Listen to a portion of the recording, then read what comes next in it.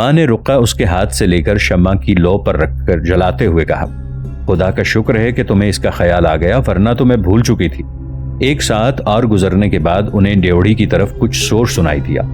میمونہ نے اپنا خنجر سنبھالتے ہوئے کہا، امی وہ شاید لڑ رہے ہیں۔ میمونہ نے باہر نکلنا چاہا، لیکن اس کی ماں نے جلدی سے آگے بڑھ کر اس کا ہاتھ پکڑتے ہوئے کہا، ٹھہرو، ایسے موقع پر ذرا سی غلطی ہمیں مصیبت میں ڈال دے گی۔ میمونہ کو پیچھے ہٹا کر وہ خود دروازے کے ساتھ لگ کر کھڑی ہو گئی، لیکن ڈیوڑی کی طرف سے اب کوئی آواز سنائی نہیں دیتی تھی۔ اچانک خادمہ پھر میمونہ میمونہ کہتی ہوئی اپنے کمرے سے باہر نکلی۔ میمونہ نے اپنی ماں کو دروازے سے ایک طرف ہٹانے کی کوشش کرتے ہوئے کہا، امی اسے اندر آنے دو ورنہ وہ شور مچائے گی۔ خادمہ نے کمرے کے قریب پہنچتے ہوئے پھر کہا، میمونہ یہ شور کیسا تھا؟ میمونہ میمونہ بولتی کیوں نہیں؟ دروازہ کھولو۔ دروازہ کھلا ہے، لیکن تم چاہتی کیا ہو؟ خادمہ نے اندر داخل ہو کر کہا، تم مجھے دھوکہ نہیں دے سکتی۔ اس وقت ادریس آیا تھا اور تم نے اسے اندر چھپا رکھا ہے۔ میمونہ نے اچانک اس کی طرف اپنا خنجر سیدھا کر دیا۔ خادمہ نے بدحواس ہو کر پیچھے ہٹنا چاہا، لیکن میمونہ نے اس کا راستہ روکتے ہوئے کہا، اگر تم نے شور مچایا تو میں خنجر تمہارے پیٹ میں گھونپ دوں گی۔ نہیں نہیں، میں نے تمہارے ساتھ کوئی برائی نہیں کی، دیکھو یہ خنجر بہت تیز ہے، ایسا مذاق اچھا نہیں ہوتا۔ بیگم آپ اسے منع کریں۔ دیکھو میں کہتی ہوں شور نہ مچاؤ، اگر اپنی جان کی خیر چاہتی ہو تو اس کوٹھڑی میں چلی جاؤ ورنہ۔ میمونہ نے خنجر کو ذرا سی جنبش دی اور خادمہ خوف سے کانپتی ہوئی کوٹھڑی کے اندر چلی گئی۔ میمونہ نے آگے بڑھ کر دروازہ بند کر دیا اور پھر کنڈی چڑھاتے ہوئے کہا، بدتینت اور منافق لوگ ہمیشہ ڈرپوک ہوتے ہیں، دیکھو اگر تم نے اندر سے شور مچایا تو ہم اس مکان کو آگ لگا کر باہر نکل جائیں گے۔ صحن میں سعد کو کسی کے ساتھ باتیں کرتا ہوا سن کر میمونہ اور اس کی ماں باہر نکل آئیں۔ اب سعد کے چہرے پر نقاب تھا اور اس کے پیچھے ایک اور نقاب پوش کسی کو اپنے کندھے پر اٹھائے چلا آ رہا تھا۔ قریب آ کر سعد نے کہا، میمونہ تمہاری خادمہ کون سے کمرے میں ہے؟ میمونہ نے جواب دیا، میں نے اسے کوٹھڑی میں بند کر دیا ہے۔ بہت اچھا کیا، اب تمہارے نوکروں کے لیے بھی ایک کوٹھڑی کی ضرورت ہے، ان کے لیے ہمارے غسل خانے بہت رہیں گے۔ بہت اچھا، تم راستہ دکھاؤ۔ میمونہ نے شمع اٹھا کر اس کی رہنمائی کی اور قوی ہیکل نقاب پوش نے رسیوں میں جکڑے ہوئے نوکر کو غسل خانے کے اندر ڈال دیا۔ اس کے منہ پر کپڑا بندھا ہوا تھا اور میمونہ کو اس کی حالت دیکھ کر بے ساختہ ہنسی آ رہی تھی۔ سعد نے کہا، اچھا اب دوسرے کو بھی لے آؤ۔ تھوڑی دیر میں سعد کے ساتھی نے دوسرے نوکر کو بھی غسل خانے میں پہنچا دیا۔ غسل خانے کا دروازہ بند کرنے کے بعد وہ خادمہ کی طرف متوجہ ہوئے۔ سعد نے اس کی کوٹھڑی کا دروازہ کھول کر کہا، دیکھو تم ایک عورت ہو، ہم تم پر سختی نہیں کرنا چاہتے، لیکن اگر تم نے شور مچانے کی کوشش کی تو تمہارا گلا گھونٹ دیا جائے گا۔ میمونہ نے کہا، آپ اس کی فکر نہ کریں، اگر اس نے شور مچایا تو میں مکان کو آگ لگا دوں گی۔ سعد نے دوبارہ دروازہ بند کرنے کے بعد خادمہ پر اور زیادہ اثر ڈالنے کی ضرورت کو محسوس کرتے ہوئے بلند آواز میں کہا، اب آپ سب آرام کریں، صرف ایک آدمی اس کوٹھڑی کا پہرا دینے کے لیے کافی ہے۔ سعد کے ساتھ دوسرا نقاب پوش الماس تھا۔ آدھی رات کے قریب وہ میمونہ اور اس کی ماں کے ساتھ دبے پاؤں مکان کا صحن عبور کرنے کے بعد ڈیوڑی میں پہنچے۔ سعد نے ڈیوڑی کا دروازہ کھول کر ادھر ادھر دیکھا۔ سڑک پر تھوڑی دور اسے چند آدمیوں کے پاؤں کی آہٹ سنائی دی اور وہ بھاگ کر ڈیوڑی کے اندر آ گیا۔ الماس نے کہا، اگر ہم مکان کے عقب سے دیوار پھاند کر باغ میں داخل ہو جاتے تو بہتر ہوتا۔ ٹھہرو، سعد کہتے ہوئے کواڑوں کے درز سے باہر جھانکنے لگا۔ جب پاؤں کی آہٹ قریب آ گئی تو الماس نے کہا، دروازہ بند کر دو، یہ پہرے داروں کی ٹولی معلوم ہوتی ہے۔ سعد نے قدرے توقف کے بعد دروازہ بند کر دیا۔ جب گشت لگانے والے پہرے دار گزر گئے تو اس نے دوبارہ دروازہ کھول کر باہر جھانکتے ہوئے کہا، اب جلدی سے نکل آؤ۔ چند قدم چلنے کے بعد وہ سڑک چھوڑ کر ایک گھنے باغ میں داخل ہو گئے اور سعد نے مڑ کر اپنے ساتھیوں کی طرف دیکھتے ہوئے کہا، چچا الماس اب تم رہنمائی کرو۔ الماس ان کے آگے ہو گیا۔ مدینۃ الزہرا کے شاہی ایوان اور سرکاری عمارات کی چار دیواری سے باہر مغرب کی طرف باغات کا سلسلہ دور تک پھیلا ہوا تھا۔ کہیں کہیں گہرے کھڈ جو برسات کے دنوں میں تیز رفتار پہاڑی ندیوں اور نالوں میں تبدیل ہو جاتے تھے اور باغات کو ایک دوسرے سے علیحدہ کرتے تھے، گزشتہ چند ماہ بارش نہ ہونے کی وجہ سے یہ ندیاں قریباً خشک تھیں۔ باغات کو سیراب کرنے والی بعض نہروں میں گھٹنے گھٹنے پانی تھا۔ رات کے پچھلے پہر یہ ایک لمبا سا چکر کاٹ کر कोई 2.5-3 मील नीचे की तरफ दरियाए वादियुल कबीर के किनारे पहुंच चुके थे। अलमास ने कहा, अब आप यहां ठहरें, मैं अभी आता हूं। ये कहकर अलमास ने गठरी जमीन पर रख दी और तारीकी में गायब हो गया। मैमूना की मां, जो थकावट से चूर हो चुकी थी, जमीन पर बैठ गई। साद ने कहा, आपको बहुत तकलीफ हुई। मैंने पहले सोचा था कि आपके लिए सवारी का इंतजाम करूं, लेकिन इसमें बहुत से खतरात थे। बेटा, मेरी थकावट इदरीस को देखते ही दूर हो जाएगी। वो यहां से कितनी दूर है? बस दरिया को अबूर करने के बाद हमें ज्यादा से ज्यादा कोई आध मील और चलना पड़ेगा।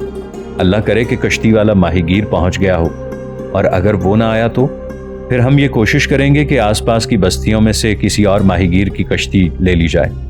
अगर ये भी ना हो सका तो मैं तैर कर दरिया अबूर करूंगा और इदरीस को यहाँ बुला लाऊंगा। घोड़ा इदरीस का अपना है और एक मैं उसके पास छोड़ आया हूँ। हम घोड़े भी इस तरफ ले आएंगे। यहाँ से चंद मील और नीचे की तरफ एक पुल है। इस पुल को अबूर करने के बाद आप अशबेलिया की तरफ जाने वाली सड़क पर पहुंच सकेंगी। लेकिन मुझे यकीन है वो माहीगीर जरूर आएगा। अलमास ने जिस आदमी के सुपुर्द ये काम किया था वो बहुत होशियार है। मैमूना दरिया के किनारे खड़ी संगरेजे उठा उठा कर पानी में फेंक रही थी। उसकी मां के दिल में कोई ख्याल आया और उसने कहा, बेटा मुझे माफ करना, मैं इसलिए परेशान थी कि तुम्हारी मां की खैरियत पूछना भूल गई। उनका हाल क्या है? वो बखैरियत हैं। अम्मी जान ने मुझे ताकीद की थी कि मैं कुर्तबा पहुंचकर आपका खास ख्याल रखूं। तुम्हारे अब्बा जान, उनका कुछ पता चला कि नहीं? वो अभी तक कैद में हैं। नाजरीन, आगे बढ़ने से पहले कमेंट सेक्शन में हमें अपनी आरा से जरूर आगाह कीजिएगा कि आपको हमारी ये सीरीज कैसी लग रही है। आइंदा आने वाली इक़्साद से बाखबर रहने के लिए हमारे चैनल को सब्सक्राइब कर लें और साथ मौजूद बेल आइकॉन को जरूर क्लिक कर लें। शुक्रिया। मैमूना ये गुफ्तगू सुनकर उनके करीब आ गई। उसने झिझकते हुए सवाल किया, आप भी हमारे साथ अशबेलिया जाएंगे? नहीं, मैं तुम्हें इदरीस के साथ रवाना करने के बाद वापस कुर्तबा जाऊंगा। मैं अब्बा जान के मुतालिक मालूम करने आया था। मैमूना की मां ने कहा, बेटा उनका पता लगाने के बाद हमें जरूर इत्तला देना, और अगर खुदा न खास्ता वो कैद से आजाद ना भी हों तो भी तुम्हारा कुर्तबा रहना ठीक नहीं होगा। इब्ने उक्काशा हर नेक इंसान को अपना दुश्मन समझता है। साद ने जवाब दिया, उंदलुस की जमीन अब हर जगह खुदा का नाम लेने वालों के लिए तंग हो रही है। खुदा मालूम हमारा अंजाम क्या होगा। दूर से अलमास की आवाज आई, साद आओ। साद, मैमूना और उसकी मां दरिया के ऊपर की तरफ चल पड़े। अलमास के करीब पहुंचकर साद ने सवाल किया, माहीगीर कहाँ है? वो कश्ती दरिया के किनारे लगाकर सो रहा था, अब इस तरफ आ रहा है। थोड़ी देर बाद माहीगीर कश्ती लेकर पहुंच गया और वो सब इस पर सवार हो गए। मल्लाह ने कहा, देखिए आप बातें न करें। अगर दूसरे किनारे किसी सिपाही ने मुझे इस वक्त कश्ती चलाते देख लिया तो कश्ती जब्त कर ली जाएगी और मैं कैद खाने भेज दिया जाऊंगा। रात के वक्त हमें किसी को कश्ती पर बिठाने की इजाजत नहीं। आप दूसरे किनारे पहुंचकर किसी से इस बात का जिक्र भी ना करें। दूसरे किनारे पहुंचकर कश्ती से उतरने के बाद अलमास ने अपनी जेब से एक छोटी सी थैली निकालकर मल्लाह के हाथ में देते हुए कहा, इस थैली में 10 दीनार हैं।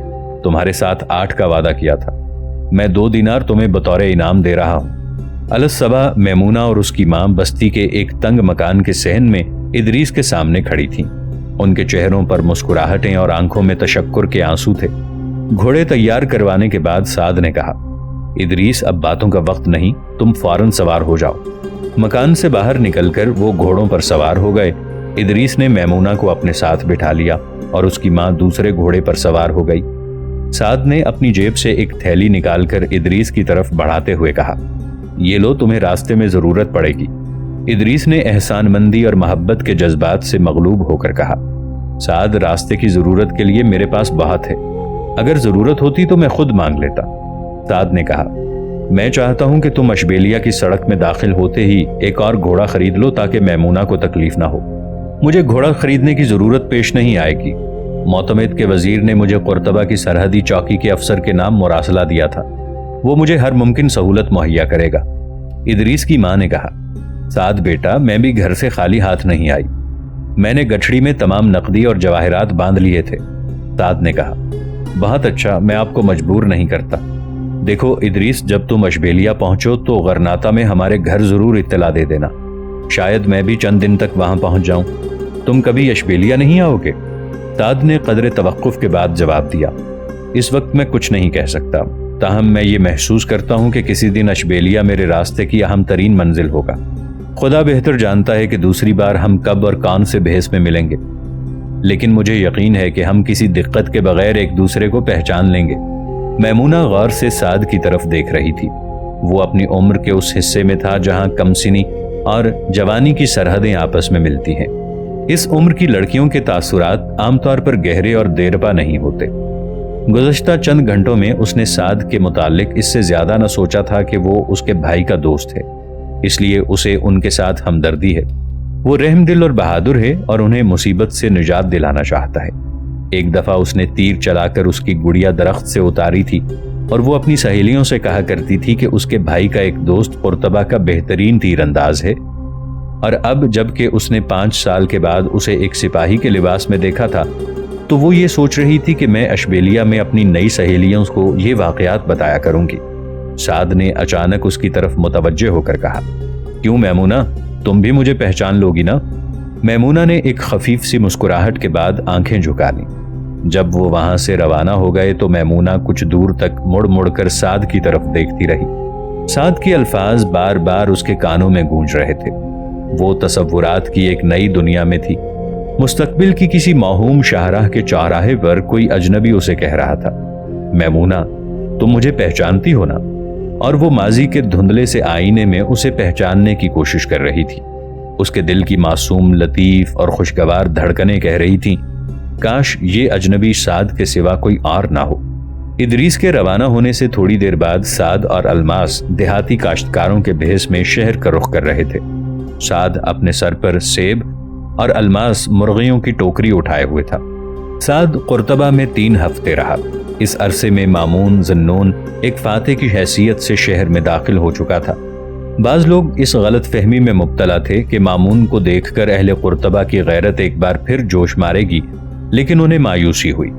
جب ابن عکاشہ مامون کے استقبال کے لیے شہر سے باہر نکلا تو قرطبہ کے بااثر امراء اس کے ساتھ تھے۔ شہر کے تاجروں نے اپنے نئے حکمران کی خوشنودی حاصل کرنے کے لیے بازاروں کو سجایا اور عوام ابن عکاشہ کی فوج اور پولیس کے احکام کی تعمیل میں سڑکوں پر قطار باندھے کھڑے تھے۔ مامون کا جلوس گزر گیا اور اس کے فوراً بعد شہر کے تمام دروازے کھول دیے گئے۔ کسی نے آواز بلند نہ کی، کوئی مظاہرہ نہ ہوا۔ قرطبہ کے حریت پسند خون کے گھونٹ پی کر رہ گئے۔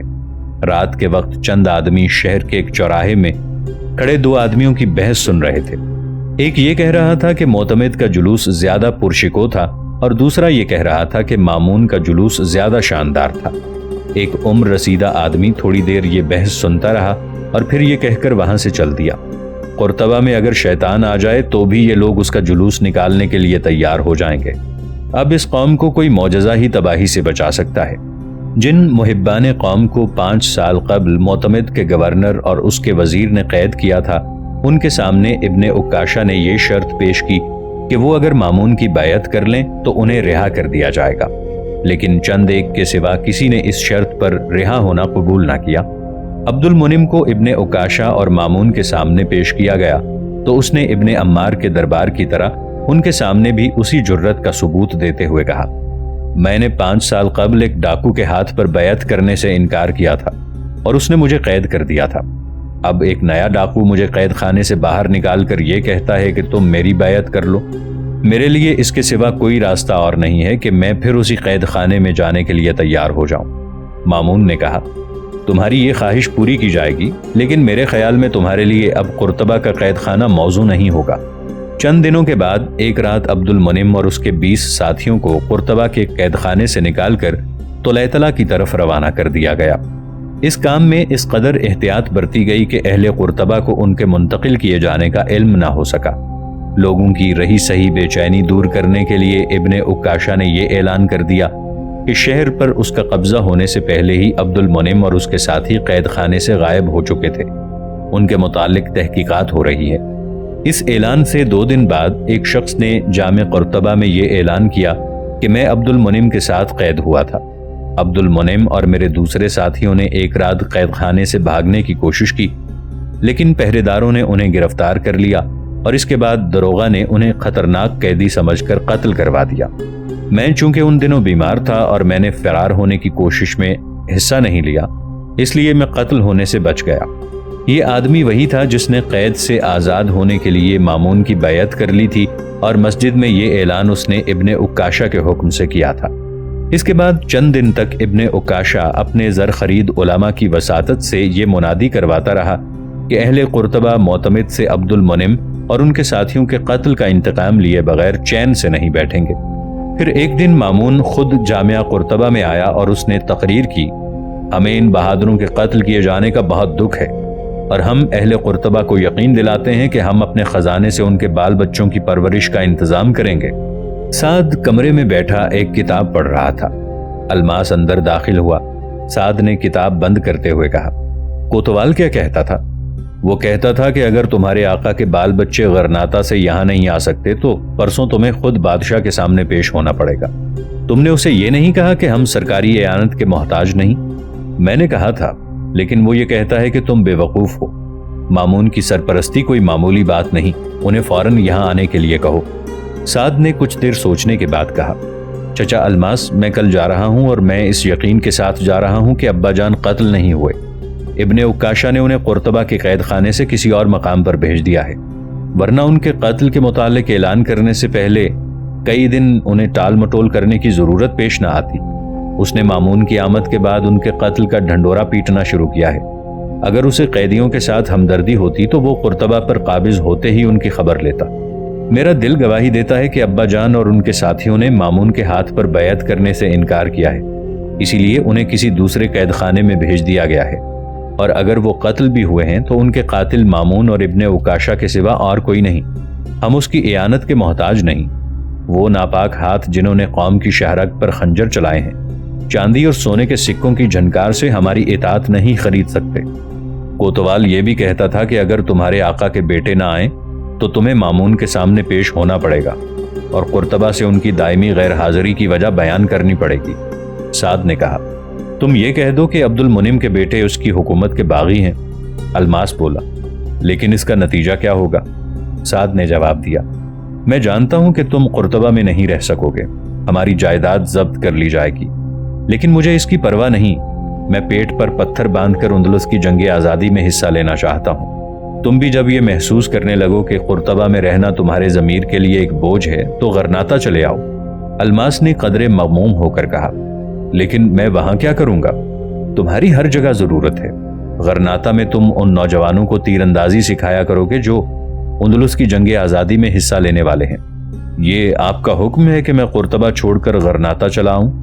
میں تمہیں حکم نہیں دیتا، بلکہ تمہارا یہ حق تسلیم کرتا ہوں کہ تمہیں اپنے ضمیر کے مطابق عمل کرنے کی آزادی ہے، اور میں یہ بھی جانتا ہوں کہ کسی دن تمہارا ضمیر ان حالات میں قرطبہ رہنے کے خلاف بغاوت کرے گا۔ میرا ضمیر یہ کہتا ہے کہ میں ان چوروں اور ڈاکوؤں کو اس گھر سے دور رکھوں۔ سعد نے کہا، جن چوروں اور ڈاکوؤں نے سارے اندلس کو اپنی شکارگاہ بنا رکھا ہے، ان پر تم دیر تک اس گھر کا دروازہ بند نہیں کر سکتے۔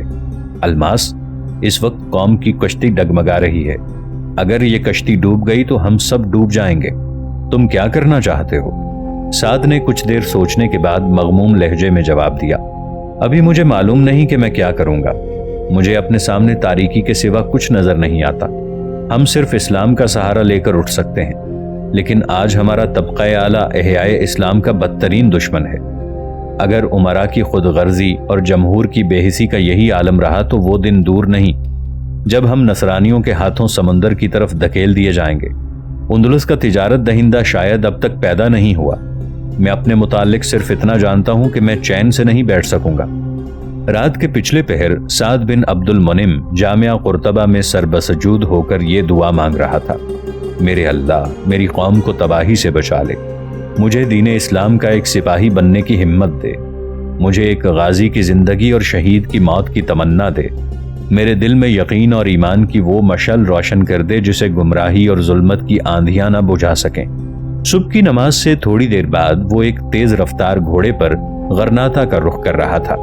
رضاکار غرناطہ واپس آ کر چند ماہ بعد سعد بن عبد المنعم فاجی مکتب سے فارغ التحصیل ہو گیا۔ مکتب کے فارغ التحصیل طلبہ عام طور پر فوج میں لیے جاتے تھے، لیکن سعد نے غرناطہ کی برائے نام فوج کی ملازمت پسند نہ کی۔ اس مکتب میں غرناطہ کے بااثر رؤسا اور شاہی خاندان کے کئی لڑکے تعلیم پاتے تھے۔ ان کی کوششوں سے سعد کو مکتب میں ایک معلم کا عہدہ پیش کیا گیا۔